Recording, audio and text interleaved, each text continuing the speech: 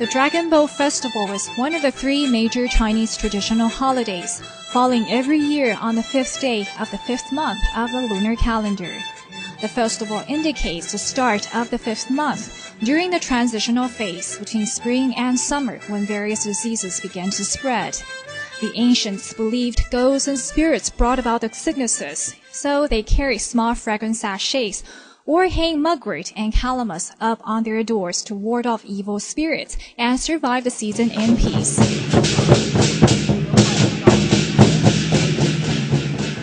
An alternate story about the festival was to commemorate the death of Qu Yuan, who lived over 2,000 years ago as a ranking official in the state of Zhu during the Warring State period of the Zhou dynasty. He was disheartened to see his country in grave danger, but powerless to do much because he was framed by his enemies. Heartbroken and desperate, he committed suicide by drowning himself in the Miluo River on the 5th day of the 5th lunar calendar. To find his body, villagers boated and threw rice and food into the river to prevent fish from eating the deceased. They eventually evolved into the tradition of holding dragon boat races and eating zongzi, an angular rice ravioli wrapped in bamboo leaves on the festival. The boat race from an ethnological perspective is seen as a form of cultural survival, but the race also displays the competitive spirit of the modern-day sports. The event attracts local and international rowing teams to join the fun. Before the races are kicked off, a special ceremony is held to offer prayers to the gods to appease the river and protect the people from misfortunes.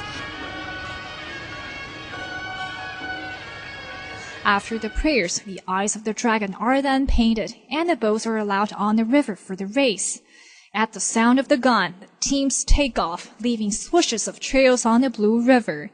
The teams row to the rhythm of the drum and paddle in unison to reach for the finish line.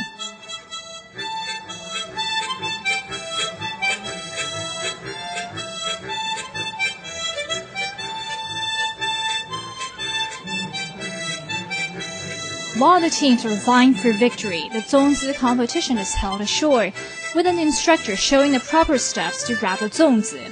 I think that it was a lot of fun to learn how to make the zongzi. Although this was the second time that I've made the zongzi, I think this is a good example of the Taiwanese cuisine and a traditional Chinese food that I should know how to make. Foreigners and locals, young and old alike, join the contest to have a blast and cheer for the boat teams. After the zongzis are steamed and unwrapped, people begin to dig in, and amid gales of laughter and folk performances, the event ends on a perfect note. Though Qu Yuan may no longer be the focal point of the holiday, the festival is nevertheless a special feast that's celebrated every year in Taiwan to carry on this wonderful cultural heritage.